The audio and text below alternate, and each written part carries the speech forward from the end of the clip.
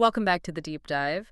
Today, we're moving into the sixth day of Navaratri. Which is often seen as, a real peak of power in the whole 9-day cycle. Exactly. We're doing a deep dive into Maa Katyayani today, the fierce, sort of golden warrior form of the divine feminine. Okay, so let's unpack this a bit. Our mission isn't just to, list the myths. No, not at all. It's about understanding the life lessons that this specific goddess, sometimes called the daughter of Katyayana, really embodies. Right. We need to grasp why she is seen as the ultimate symbol of divine justice and why people pray to her for, well, everything from defeating demons to finding marital harmony. And courage, too. Yes, definitely courage, not just in some cosmic battle, but the courage we need every day. And it's fascinating where she falls in the sequence, isn't it? Katyayani is the sixth of the Navadurga. After the more sort of nurturing forms. Exactly. She follows those creation-focused aspects. Katyayani is that moment where all the potential power is just unleashed for decisive action. She symbolizes the complete, uncompromising empowerment of Shakti, all focused on establishing divine justice and just obliterating tyranny. She's the inevitable win for righteousness. And the story of why she was needed is incredibly dramatic. I mean, she didn't just appear for any small reason. No, definitely not. She was needed urgently because the whole cosmic balance was, well, shattered by the buffalo demon Mahishasura. The one who'd become invincible to all the male gods. Right. Exactly. When the gods, even figures like Brahma and Vishnu, couldn't defeat him, they had to pool their energy. Her birth wasn't, quiet. It was like a cosmic lightning strike.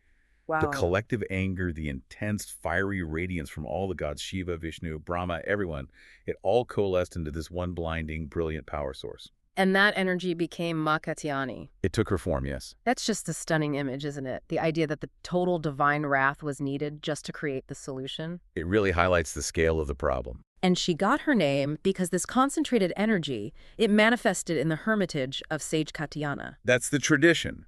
He'd been performing these really arduous penances, praying for a divine child. So in a way, his devotion sort of adopted her. You could say that. His dedication provided the vessel, making her his daughter and giving her the name Katyayani. And that origin story really underlines her purpose, doesn't it? Absolutely. It underscores that she was born solely for annihilation in this context. She's known above all as Mahishasura Mardini. The slayer of Mahishasura. Precisely. The sources show her riding into battle, carrying weapons gifted by all the gods who contributed their energy. The stakes were astronomical. And Mahishasura was tricky. Very slippery. He kept changing forms, trying to escape her. But Katyayani eventually pinned him down in his buffalo form and beheaded him with her sword. Total decisiveness. That decisive action really seems core to who she is. It is. Her whole legend serves as this lasting reminder that divine justice will prevail, that evil, or adharma, is always defeated in the end, no matter how strong it looks for a while. So worshiping her reinforces that faith. Fundamentally, yes. Faith in the eventual victory of righteousness. And you see echoes of that sort of uncompromising problem solving in regional stories too, right? Like in Kolhapur. Yes, the story of Raktabija. This demon who could regenerate from every drop of his blood that hit the ground, which sounds impossible. An absolutely terrifying ability, basically infinite regeneration. But Katyayani's solution was just as extreme and, well, effective. She caught and drank every single drop of his blood before it could touch the ground and make new demons. Eliminating the problem at its source. Wow, she doesn't just fight evil, she makes sure it can't come back. Okay, so we've got this ultimate destroyer, born from cosmic rage, incredibly efficient.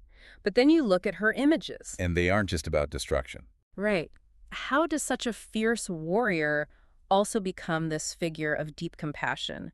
Where does that duality come together? That's the central paradox, really. Yeah. And it's beautifully resolved in her iconography. She's shown with this radiant golden complexion. Glowing like 1,000 suns, the texts say. Immense power. Immense power, yes. But her expression is often serene, compassionate, yet absolutely determined. There's no conflict there.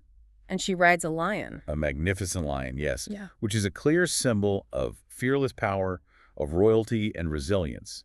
But it's her 4 arms that really defined her dual roles. The warrior and the mother. The warrior and the benevolent mother, acting in perfect synthesis. Okay, let's break down those arms because that seems key to understanding how she applies to, our daily lives. Absolutely. So in 2 hands, you see the tools of the warrior. She holds a long, formidable sword. representing the destruction of negativity, both internal and external, Exactly. But then in her other two hands, you find the benevolent mother. She holds a lotus blossom. symbolizing purity, Yeah. creation. Purity, creation, transcendence, yes. And very importantly, she performs the Abhaya and Virata mudras. Could you explain mudras quickly for listeners? Sure. A mudra is basically a symbolic hand gesture. It conveys a deep meaning or seals a particular energy or intention. Okay. So Abhaya is the open palm raised up. It's that universal sign of fear not. It grants protection, reassurance. Got it. And Virata is the downward pointing palm, often with fingers pointing down. It symbolizes bestowal of boons, granting wishes, blessings. So she's literally showing us her power is for protection and providing blessings. Right there in her hands, it immediately grounds all that warrior power in benevolence.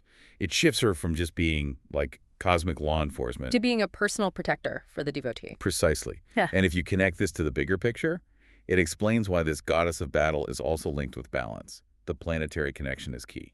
Which planet is she associated with? She's associated with Jupiter or Brihaspati. That feels unexpected. Jupiter's usually wisdom, philosophy, prosperity, right? Why link the fiercest warrior to the planet of, well, scholarly wisdom? Because true victory isn't just blind rage, you see.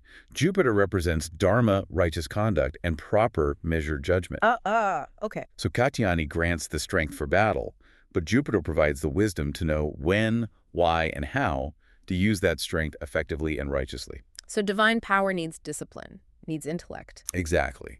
It's a lesson that power must be guided. And this idea of balanced, controlled power, that's reflected in the color for the sixth day, too, isn't it? Gray. Yes, the color gray is highly significant here. It's not meant to be dull or drab. No. No, it represents perfect synthesis. It's the mix of white for purity and black for intensity or potential destruction. It signifies controlled power. Balanced energy. Precisely. She teaches that true victory isn't found in just raw, uncontrolled force, but in the disciplined, measured opposition needed to restore equilibrium. That balanced energy is the real-life lesson here. So that brings up the question. Beyond the cosmic battles and balanced energy, what does Katyayani offer us in our daily struggles, our personal lives? That's where her benevolent side really shines. When you look past the sword, you find her most famous benevolent role, which is deeply human. She's known as the goddess of matrimony. Right. And that role traces back to a really famous story in the Bhagavata Purana. The one about the gopis, the cowherd maidens. Exactly. The young gopis of Vrindavan performed a specific ritual, the Katyayani Vrata. It was this rigorous vow, lasted a whole month. Praying specifically to get Lord Krishna as their husband. That was their specific goal, yes. It still feels a bit counterintuitive, though. The slayer of Mahishasura is also the goddess of matrimony. Why her? Well, think about it. Finding the right partner, maintaining a harmonious relationship, that takes courage, doesn't it? It definitely can. Patience, too. And the strength to fight off negativity, whether it's external obstacles or internal doubts and conflicts that threaten the peace. So it's not just about finding someone, but also about the strength needed within the marriage. Absolutely. That belief is still very strong today. People pray to her to remove obstacles in finding a partner, yes, but crucially, also for peace and harmony in existing marriages. She becomes the patron of domestic bliss because success there requires that warrior strength, courage, resilience, balance. So she gives you the courage to seek a good union, and that resilient, balanced gray energy to keep it strong against challenges. You've got it. As this fierce form of Durga, she embodies the valor needed for personal growth in all areas.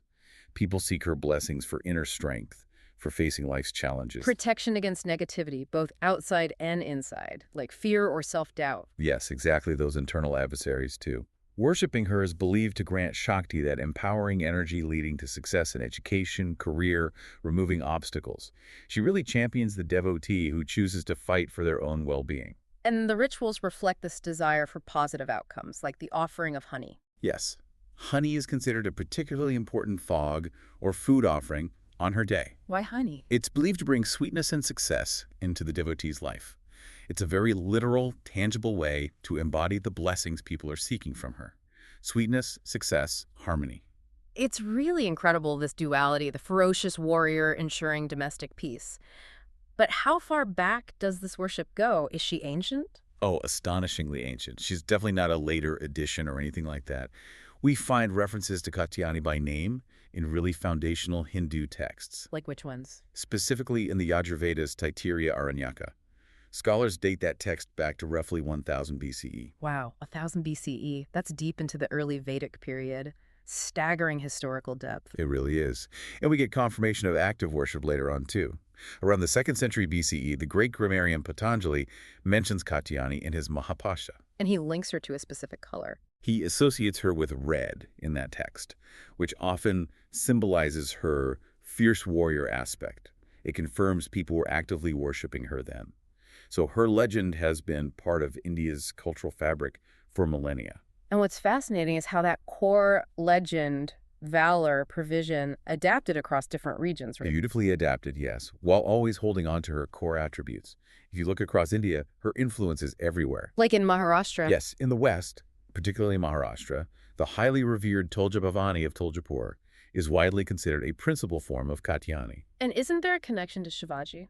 Yes, legend holds that she personally gifted Chhatrapati Shivaji, the founder of the Maratha Empire, his legendary Bahmani sword for his campaigns. Wow. So that really cemented her role as a patron of warriors and righteous leaders fighting for their people. Absolutely, and then if you go south... She's worshipped as Devi Kanya Kumari, the virgin goddess at the very tip of India. Precisely, presiding right there at the confluence of the seas. And the south also maintained that tradition of seeking her blessings for marriage. Through a specific practice. Yes, women historically practiced the Katyayana, which is quite similar in intent to the Gopis' vow, praying for good marital prospects and general well-being.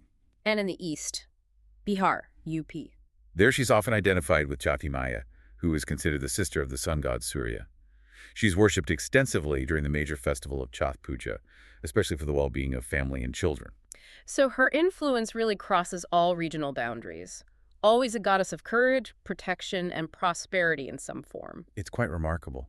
So to sum up, Maa Katyayani is this incredibly comprehensive figure. She really unites extremes. The destroyer of cosmic evil. The Mahishasura Mardini, yes.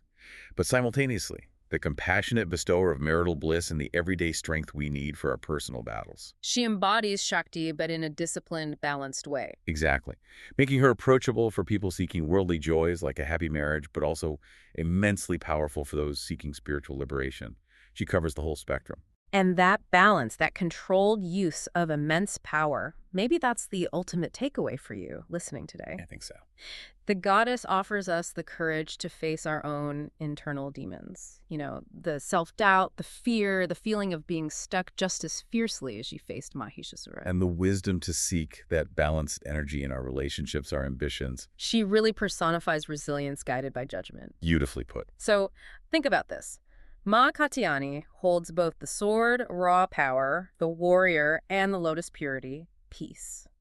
What does that tell you about the true nature of courage? Is bravery just about fighting? Or is it more about that disciplined, measured, balanced energy, that controlled gray we talked about, the energy required to actually restore and maintain peace, both inside yourself and out in the world? A powerful question. Something for you to mull over until our next deep dive.